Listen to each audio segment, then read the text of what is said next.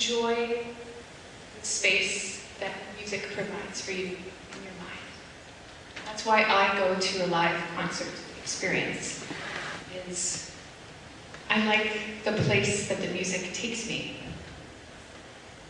And when I think of the meaning of music, for me, it's the experience of being in the music when I'm an audience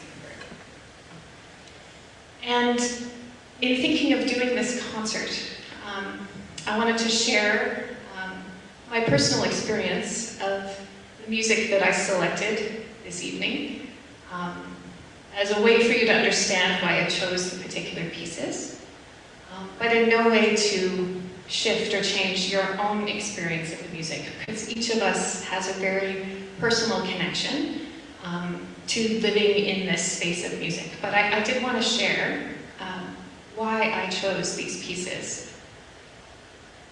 I want to preface this by saying that I'm profoundly grateful for my musical journey over my experience of music. I'm profoundly grateful for the pedagogy that I've had access to through my education and through my amazing oboe teachers.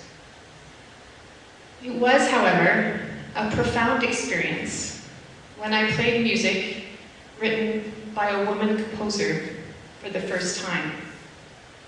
And I didn't know, or I didn't understand why it was so different at first. And it was upon reflection that I realized that there were things about the music that I just understood. And I can't tell you why. I'm not going to stand up here and unpack gender. That's not what we're here to do today. I can just tell you that as a musician, it profoundly affected me, and I realized it was an experience that I wanted to continue to have. I also grew to ask the question, what about all this other music written by other people that I haven't had the opportunity to play? Music that has been left out of the canon, written by composers with a unique and amazing voice, but they had no place in the concert halls. They had no place in my educational institutions. They had no place in the thread of my study. And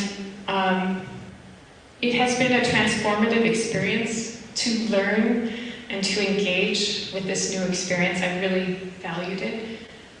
I thank you so much for coming out tonight and sharing in this music with me. I wanted for this music to have meaning. And one of the things, because I'm an educated classical musician, I know lots of stories about the composers whose music I usually play. Haydn, Beethoven, Mozart, Bach.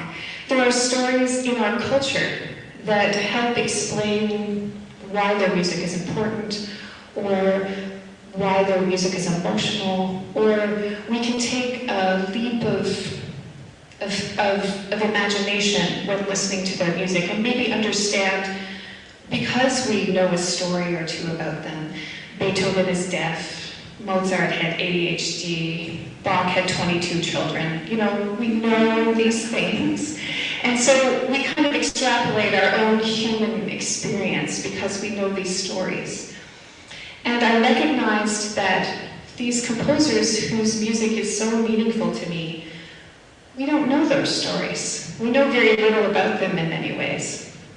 And I wanted to have a connection point. In the absence of a lot of research, I wanted to have a human connection point for these pieces. And so I approached the most amazing writer named Alice Kupers, who has taken what we know about these composers. Some of the composers are alive, some of the composers are long dead. And she's written for us a vignette a tableau, if you will, a little moment in their life.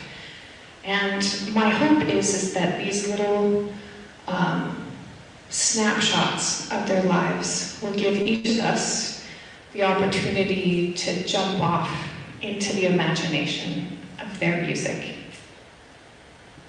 I would like to thank Alice for writing these reflections.